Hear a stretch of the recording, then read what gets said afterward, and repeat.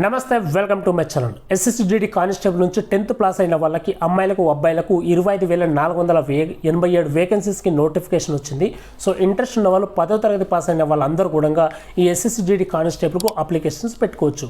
Applications పెట్టుకున్న తేదీ వచ్చేసి డిసెంబర్ 1 నుంచి డిసెంబర్ 31వ తేదీ వరకు మీరు అప్లికేషన్స్ పెట్టుకోవచ్చు. జనవరి 8వ తేదీ 2026 జనవరి 8వ తేదీ నుంచి జనవరి 10వ తేదీ వరకు మీరు ఏదైనా కరెక్షన్స్ కూడా ఉంటే ఆ కరెక్షన్స్ కూడా పెట్టుకోవచ్చు అనమాట. తర్వాత మీకు ఎగ్జామ్ అనేది కంప్యూటర్ బేస్డ్ ఎగ్జామ్ ఉంటుంది. ఈ కంప్యూటర్ బేస్డ్ ఎగ్జామ్ మీకు ఫిబ్రవరి నుంచి ఏప్రిల్ మధ్యలో మీకు ఈ కంప్యూటర్ బేస్డ్ ఎగ్జామ్ కూడా ఉంటుందన్నమాట.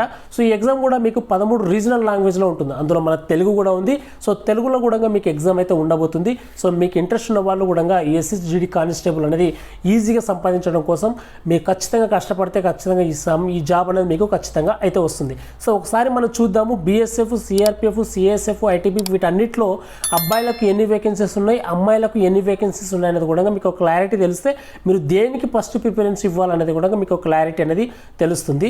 సో ఫస్ట్ బీఎస్ఎఫ్లో అబ్బాయిలకు 524 వేకెన్సీస్ వచ్చాయి, అమ్మాయిలకు 92 వేకెన్సీస్ వచ్చాయి. మొత్తం 616 వేకెన్సీస్ అనేది బీఎస్ఎఫ్ నుంచి వచ్చినాయి. సిఎస్ఎఫ్లో అబ్బాయిలకు 13,135. సో అన్నిట్లో హైయెస్ట్ ఇదే అనమాట. సిఎస్ఎఫ్లోనే మీకు 13,135 వేకెన్సీస్ అబ్బాయిలకు వచ్చాయి. అమ్మాయిలకు 1,460 వేకెన్సీస్ అయితే వచ్చాయన్నమాట. మొత్తం 14,595 వేకెన్సీస్ అనేది మీకు సిఎస్ఎఫ్ నుంచి విడుదల చేయడం జరిగింది. సిఆర్పిఎఫ్లో అబ్బాయిలకు 5,366 వేకెన్సీస్ వచ్చినాయి, అమ్మాయిలకు 124 వేకెన్సీస్ వచ్చినాయి. సో మొత్తం 5,490 వేకెన్సీస్ అనేది సిఆర్పిఎఫ్ నుంచి వచ్చింది.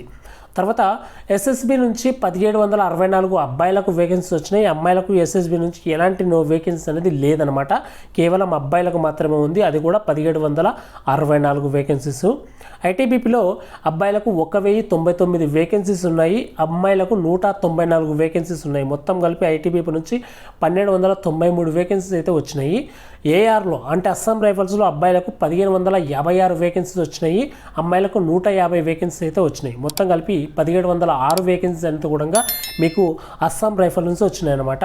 తర్వాత ఎస్ఎస్ఎఫ్ నుంచి అబ్బాయిలకు 23 కేవలం 23 వేకెన్సీస్ మాత్రమే వచ్చినాయి, అమ్మాయిలకు ఎలాంటి వేకెన్సీస్ కూడా ఈ ఎస్ఎస్ఎఫ్ నుంచి రాలేదు. మొత్తం కలిపి 23 వేకెన్సీస్ మాత్రమే వచ్చినాయి. సో ఇక్కడ BSF, CSF, CRPF, SSB, ITBP, Assam rifles, SSF వీటన్నిటిలో కలిపి అబ్బాయిలకు 23,467 వేకెన్సీస్ వచ్చినాయి, అమ్మాయిలకు 2,020 వేకెన్సీస్ అయితే వచ్చినాయి. సో ఇంట్రెస్ట్ ఉన్న వాళ్ళు 10వ తరగతి మేము పాస్ అయ్యి ఇంటికాడ ఖాళీగా కూర్చున్నాము, ఏదో పని చేసుకుంటున్నాం అనుకున్న వాళ్ళు ఖచ్చితంగా మీరు 10వ తరగతి పాస్ అయిన వాళ్ళు ఎస్ఎస్జిడి కానిస్టేబుల్కు అప్లికేషన్స్ పెట్టుకుంటే మీకు జాబ్ వచ్చే అవకాశం చాలా ఎక్కువగా ఉంటుంది. ప్రతి నెల పే స్కేల్ వచ్చేసి ఈ జాబ్లోకి వచ్చే వాళ్ళకు పే స్కేల్ అంటే లెవెల్ 3 మీకు పే స్కేల్ అయితే వస్తుందన్నమాట. అంటే 21,700 నుంచి 69,100 వరకు మీకు ఈ శాలరీ అయితే వస్తాయన్నమాట ఈ జాబ్లోకి వచ్చే వాళ్ళకి. గుర్తుపెట్టుకోండి, ఇక్కడ మీకు ఈ జాబ్ అనేది మీకు 3 రకాలుగా మీకు ప్రాసెస్ అయితే ఉంటుంది. ఫస్ట్ వచ్చేసి మీకు కంప్యూటర్ బేస్డ్ ఎగ్జామ్ ఉంటుంది, సెకండ్ వచ్చేసి మీకు ఫిజికల్ స్టాండర్డ్ టెస్ట్ ఉంటుంది, థర్డ్ వచ్చేసి మీకు మెడికల్ ఎగ్జామినేషన్ అయితే ఉంటుంది, అయితే ఫోర్త్ వచ్చేసి మీకు డాక్యుమెంట్ వెరిఫికేషన్ అయితే ఉంటుంది. ఈ 4 కనుక మీరు పాస్ అయిపోతే ఫైనల్ మెరిట్ లిస్ట్లో మీ పేరు వస్తుంది. మెరిట్ లిస్ట్లో పేరు వచ్చిన వాళ్ళకి మీకు ట్రైనింగ్ అనేది పిలుస్తారు. ట్రైనింగ్ 1 ఇయర్ కంప్లీట్ అయిన తర్వాత యథావిధిగా మీకు బెటాలియన్స్ అనేది దొరుకుతాయి. అక్కడ మీరు జాబ్ అనేది డ్యూటీ అనేది కంప్లీట్గా చేసుకోవచ్చు. ఇక్కడ మీకు ట్రైనింగ్లో కూడా మీకు శాలరీ అనేది వస్తుందంటే ట్రైనింగ్లో రాదు అనికి లేదు, ట్రైనింగ్లో కూడా మీకు దాదాపుగా 35,000 శాలరీ అయితే రావడం జరుగుతుంది. ఇక్కడ హైట్ చూసుకున్నట్టయితే జనరల్ అండ్ ఓబీసీ ఎస్సీ అబ్బాయిలకు 170 సెంటీమీటర్లు అయితే ఉండాలి, ఎస్టీ అబ్బాయిలకు 162.5 సెంటీమీటర్లు అయితే అబ్బాయిలు అనేది ఉండాలన్నమాట. అలాగే జనరల్ ఓబీసీ ఎస్సీ అమ్మాయిలు వచ్చేసి 157 సెంటీమీటర్లు ఉండాలి, ఎస్టీ అమ్మాయిలు వచ్చేసి 150 సెంటీమీటర్లు అయితే మీరు హైట్లు అయితే ఖచ్చితంగా ఉండాలి. ఇక్కడ అబ్బాయిలకు మాత్రమే జనరల్ ఓబీసీ ఎస్సీ అబ్బాయిలకు చెస్ట్ కూడా చూస్తారనమాట.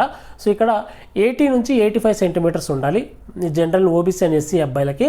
ఎస్టీ అబ్బాయిలకు 76 నుంచి 81 సెంటీమీటర్లు అయితే ఉండాలన్నమాట. ఓకేనా, వీళ్ళుంటే కనుక ఇందులో మీరు ఫిజికల్ స్టాండర్డ్ టెస్ట్లో మీరు పాస్ అయిపోతారు.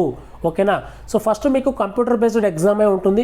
ఎగ్జామ్లో పాస్ అయిన వాళ్ళు ఈ ఫిజికల్ స్టాండర్డ్కి వస్తారు, స్టాండర్డ్ టెస్ట్కి వస్తారు. దీంట్లో కూడా పాస్ అయితే మీకు డైరెక్ట్ మీకు మెడికల్ ఎగ్జామినేషన్, డాక్యుమెంట్ వెరిఫికేషన్ అనేది మీకు పిలవడం అనేది జరుగుతుందన్నమాట.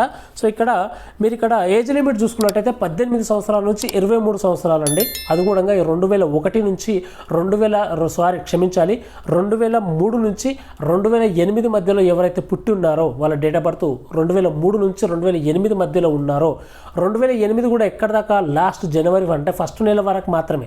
మళ్ళీ 2008 ఫిబ్రవరి నెలలో పుట్టాము మేము అంటే కుదరదు. జనవరి 1, 2008 వరకు లాస్ట్ మాత్రమే అక్కడ పుట్టు అంటే 2008 ముందున్న వాళ్ళే అంటే 2007 డిసెంబర్ వరకే ఎవరైతే పుట్టున్నారో వాళ్ళకు మాత్రమే ఈ అప్లికేషన్స్ అనేది పెట్టుకోవచ్చు. అలాగే దీంతోపాటు జనరల్ అండ్ ఓబీసీ ఎస్సీ అబ్బాయిలకు 3 అమ్మాయిలకు అబ్బాయిలకు 3 సంవత్సరాలకు ఏజ్ రిలాక్సేషన్ కూడా ఉంటుంది. ఎస్టీ అబ్బాయిలకు అమ్మాయిలకు 5 సంవత్సరాల వరకు మీకు ఏజ్ రిలాక్సేషన్ కూడా ఉంటుందన్నమాట. ఓకేనా, గుర్తుపెట్టుకోండి. అప్లికేషన్స్ పెట్టుకున్న వాళ్ళు కూడా మీరు ఈ అప్లికేషన్స్ అనేది పెట్టుకోవచ్చు. అప్లికేషన్ ఫీజు వచ్చేసి మీకు 100 రూపీస్ అనేది తీసుకుంటారు. ఒకవేళ మీరు కనుక ఈ SSC staff selection commission login అవ్వకపోతే అక్కడ మీరు లాగిన్ కూడా చేసుకోవచ్చు. ఓకేనా, రిజిస్ట్రేషన్ అనేది చేసుకోవాలి. ఫస్ట్ నుంచి రిజిస్ట్రేషన్ చేసుకున్న తర్వాత మీకు లాగిన్ అనేది మీకు పాస్వర్డ్ మీ ఐడి అనేది ఇవ్వడం జరుగుతుందన్నమాట. అప్లికేషన్ మీకు చెప్పాను కదా, ఈ డిసెంబర్ 1వ తేదీ నుంచి డిసెంబర్ 31వ తేదీ వరకు మీరు అప్లికేషన్స్ పెట్టుకోవచ్చు. అలాగే ఇక కరెక్షన్ డేట్ వచ్చేసి 2026 జనవరి 8 నుంచి జనవరి 10 వరకు మీకు కరెక్షన్ డేట్స్ కూడా ఉంటుందన్నమాట. 13 లాంగ్వేజ్లో మీకు ఎగ్జామ్ ఉంటుంది. అందులో తెలుగు కూడా ఉంది. మీరు తెలుగులో కూడా ఎంచక్కా మీకు నచ్చినట్టుగా మీకు అర్థమయ్యేటట్టుగా మంచిగా చదువుకొని కూడా రాయొచ్చు అనమాట. సో కంప్యూటర్ బేస్డ్ ఎగ్జామ్ ఎలా ఉండబోతుంది మీకు ఫస్ట్ ఆఫ్ ఆల్ అని చూసుకున్నట్టయితే మీకు ఈ ఎగ్జామ్ అనేది మీకు 1 అవర్ మాత్రమే ఉంటుందన్నమాట. ఈ 1 అవర్లో మీకు 80 క్వశ్చన్స్ ఉంటాయి. ఈ 80 క్వశ్చన్స్కి మీకు 160 మార్క్స్ అయితే ఉంటాయన్నమాట. అంటే ఒక్క క్వశ్చన్కి 2 మార్కులు అయితే ఉండడం జరుగుతుంది. ఇక్కడ ఈ ఎగ్జామ్ కూడా 4 విధాలుగా మీకు విభజించడం జరిగింది.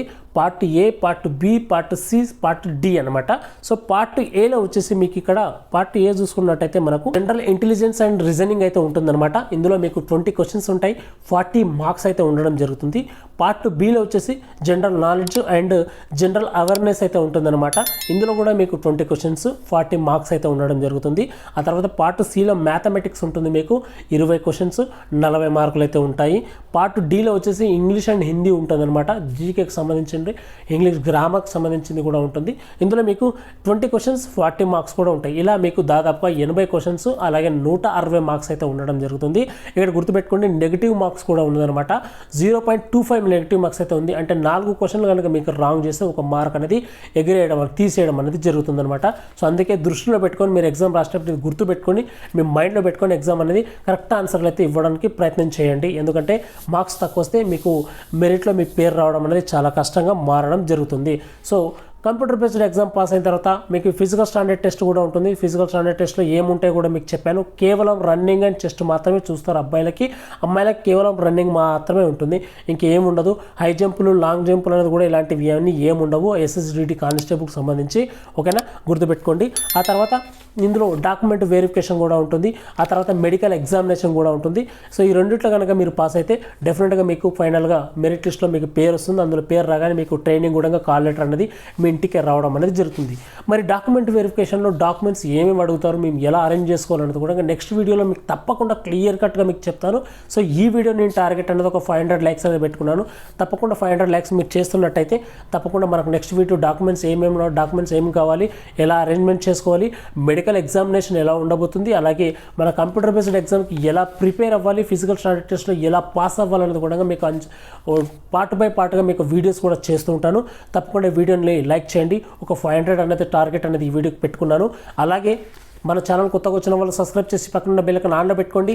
అలాగే వాట్సాప్ ఛానల్ కూడా నేను లింక్ ఇచ్చాను. అక్కడ వాట్సాప్ ఛానల్ క్రియేట్ చేయడం జరిగింది. ప్రతి ఒక్క అప్డేట్ అందులో వస్తుంది. సో డిస్క్రిప్షన్లో లింక్ కూడా ఇచ్చాను వాట్సాప్ ఛానల్ది. ఆ లింక్ మీద క్లిక్ చేసి వాట్సాప్ ఛానల్లో కూడా జాయిన్ అయిపోండి. అలాగే ఈ వీడియోని తప్పకుండా లైక్ చేయండి. మీ ఫ్రెండ్స్ అండ్ ఫ్యామిలీ కూడా షేర్ చేసి ప్రతి ఒక్కరు కూడా చెప్పండి. SSGD కానిస్టేబుల్కి 10th పాస్ అయిన వాళ్ళు ఎవరైనా కూడా అప్లికేషన్స్ అనేది పెట్టుకోవచ్చు.